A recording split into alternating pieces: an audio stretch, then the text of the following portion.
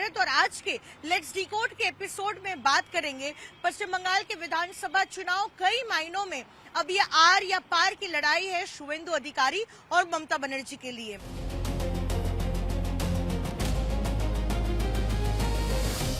कल ही हमने देखा है कि किस तरह से भाजपा की तरफ से पहली सूची जारी कर दी गई पश्चिम बंगाल विधानसभा चुनाव के प्रत्याशियों के लिए, और उसमें जो सबसे इंटरेस्टिंग पॉइंट था वो ये था कि शुवेंदु अधिकारी 2 सीटों से चुनाव लड़ेंगे।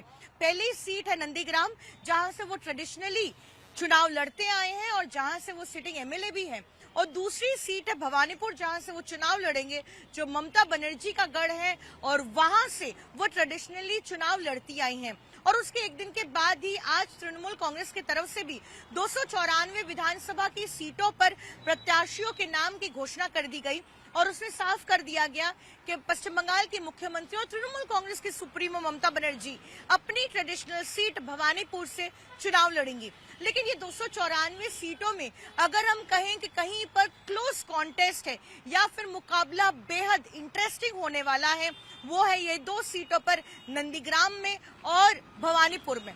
भवानीपुर में ममता बनर्जी का सीधा सीधा मुकाबला होगा शुवेंदु अधिकारी के साथ, और कई मायनों में ये एक फेस ऑफ होगा, क्योंकि शुवेंदु अधिकारी ममता बनर्जी को उनके ही गढ़ में चुनौती देने के लिए चुनाव लड़ रहे हैं। और इस सीट का समीकरण भी बेहद इंटरेस्टिंग है, जहां एक तरफ बांग्ला भाषी लोग जो है रहते हैं इस सीट में, लेकिन एक मेजर चंक और जो पॉपुलेशन है वो नॉन बंगालीज का भी है। उन नॉन बंगालीज में गुजराती है, मारवाड़ी है और साथ ही पंजाबी भी है। कहीं ना कहीं बीजेपी की ओर से कोशिश की जा रही है कि ममता बनर्जी का गढ़ भवानीपुर से जो नॉन बंगाली पॉपुलेशन है उनके वोट पाने की एक कोशिश की जा रही है। वहीं दूसरी ओर ममता बनर्जी भी पीछे नहीं है। जितने भी नॉन बंगाली कम्युनिटीज हैं उनके तरफ आउटरीच का एक हाथ बढ़ाया गया है।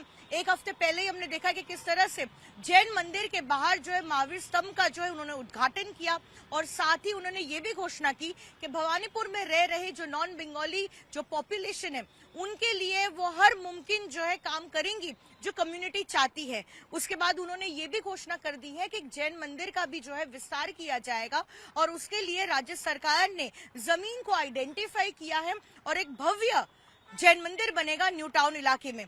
तो कहीं ना कहीं जो नॉन बंगाली पॉपुलेशन है, जहां डर ये रहता है तृणमूल कांग्रेस का कि वो बीजेपी के साथ जा सकते हैं, उनका जो है मन लुभाने की कोशिश की जा रही है और साथ ही आउटरीच करने की भी कोशिश की जा रही है।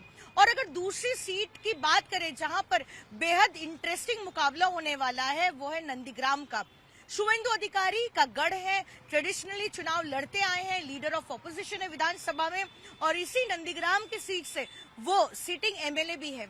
लेकिन आज हमने देखा है किस तरीके से पवित्र कर जो राइट हैंड रह चुके हैं शुवेंदु अधिकारी के, इस घोषणा से पहले ही जैसे ही 294 प्रत्याशियों के नाम की घोषणा हुई, उससे कुछ ही घंटों पहले जो है पवित्र कर ने तृणमूल कांग्रेस ज्वाइन किया, और उसके बाद ही उन्हें नंदीग्राम से टिकट दे दी गई। नंदीग्राम का भी अगर हम समीकरण देखें तो बेहद इंटरेस्टिंग है। 2 ऐसे मेजर ब्लॉक है जिनके वोट बेहद मायने रखते हैं, जैसे बॉयल 1 है और बॉयल 2 है। बॉयल 1 ब्लॉक कहा जाता है कि वहां पर हिंदू समुदाय जो है ज्यादा रहते हैं, हिंदू पॉपुलेशन ज्यादा है, और बॉयल 2 में जो है माइनॉरिटी पॉपुलेशन ज्यादा है। तो पवित्र कर जो इतने लंबे समय से भाजपा से जुड़े रहे और शुवेंदु अधिकारी के राइट हैंड मैन के तौर पे काम करते रहे, उनकी जो है बेहद पकड़ है इस इलाके में, क्योंकि वो बॉयल 1 जहां पर हिंदू समुदाय ज्यादा रहते हैं वहां से वो पंचायत प्रधान भी रह चुके हैं।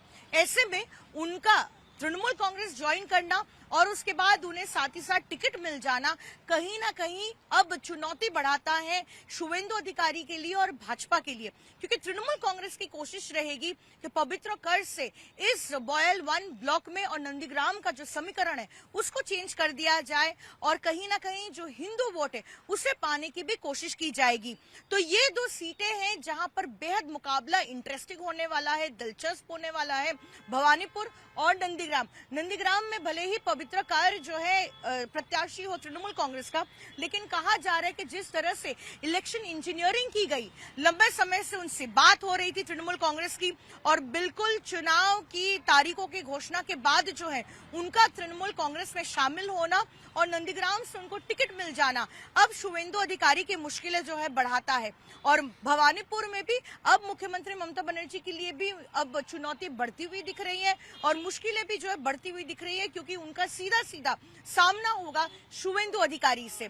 आज दूसरी ओर तृणमूल कांग्रेस की तरफ से 294 सीटों पर प्रत्याशियों के नाम की घोषणा की गई। उसमें कई ऐसे हाई पॉइंट्स थे, जैसे कि सबसे पहले आपको बताते हैं 294 में से 52 कैंडिडेट्स ऐसे हैं जो महिलाएं हैं। तो जितना भी रिजर्वेशन एससी एसटी का होता है उससे भी ज्यादा जो है टिकटें दी गई हैं एससी एसटी कैंडिडेट्स को। और साथ ही ये भी कहा गया कि लगभग 74 ऐसे सिटिंग एमएलए हैं तृणमूल कांग्रेस के जिनको इस बार टिकट नहीं दी गई, बल्कि उनकी टिकटें काटी गई है। कई ऐसे कारण बताए जा रहे हैं कि उनकी टिकट जो है कट गई है। सबसे पहला कारण कि उनका परफॉर्मेंस जो है पार्टी की तरफ अच्छा नहीं रहा है। पिछले कुछ चुनावों में अगर जो है उनका रिजल्ट डिजायर के अनुसार या फिर जो आशा कर रही थी तृणमूल कांग्रेस वैसा अगर नहीं मिला, तो इसलिए उन विधायकों की जो है टिकट काटी गई है। दूसरा बड़ा कारण जो है वहां पर फैक्शनल जो है फाइट हो रही थी और अलग अलग जो है गुट बन गए थे और इस गुट को जो है नहीं संभाल पा रहे थे, मैनेज नहीं हो पा रहा था। ऐसे में परफॉर्मेंस, गुटबाजी, ये तमाम ऐसे कारण हैं कि तृणमूल कांग्रेस के ऐसे 74 कैंडिडेट्स हैं जो सिटिंग एमएलए थे जिनकी टिकटें जो है कटी है। साथ ही इस बार ज्यादा जोर दिया गया है यंग कैंडिडेट्स पर, जो नौजवान हैं उनको टिकटें ज्यादा दी गई है और कोशिश ये की जाएगी कि जो यंग ब्लड है उनको टिकट दी जाए और अगर वो चुनाव जीतते हैं तो कैसे सरकार में जो है वो अपना कंट्रीब्यूशन कर सके। लेकिन जो पहले कहा जा रहा था कि शायद एक्टर एक्ट्रेसेस को कई टिकटें मिलेंगी, वैसा नहीं हुआ है। ज्यादातर जो है जो लोग जीत कर आए हैं, जो सिटिंग एमएलए हैं, और अगर उनका परफॉर्मेंस अच्छा है तो उनकी जो है टिकट जो है बरकरार है। हालांकि कुछ सिटिंग एमएलए की सीट भले ही बदली गई हो लेकिन टिकट मिली है। मुख्यमंत्री और पार्टी के सुप्रीमो ममता बनर्जी ने यह भी कहा है कि कई ऐसे लोग हैं जिनके टिकट कटे हैं और कई ऐसे भी लोग हैं जो आशा कर रहे थे कि उनको टिकट मिलेगी, लेकिन टिकट अगर नहीं मिली है तो वो नाराज ना हो और ममता बनर्जी को जो है गलत ना समझे। और ऐसे में आने वाले दिनों में पार्टी में जो है उनको और भी ज्यादा जिम्मेदारी दी जाएगी और कहा गया है कि पूरा एड़ी चोटी का जो जोर है वो इस चुनाव में झोंक दे ताकि तृणमूल कांग्रेस को जो है ज्यादा से ज्यादा सीट मिले। ममता बनर्जी आज जब इन प्रत्याशियों के नाम की घोषणा कर रही थी, साथ ही उन्होंने ये भी कह दिया कि इस बार तृणमूल कांग्रेस कॉन्फिडेंट है कि पश्चिम बंगाल में सरकार उन्हीं की बनेगी और 226 से ज्यादा उनके विधायक चुन कर आएंगे। अब देखना दिलचस्प होगा कि जो वायदे किए जा रहे हैं और साथ ही जो कॉन्फिडेंटली नेता मंत्री कह रहे हैं कि जीत उन्हीं की होगी, अब आने वाले दिनों में जीत आखिरकार किसकी होती है, इस पर जो है सबकी निगाहें रहेगी।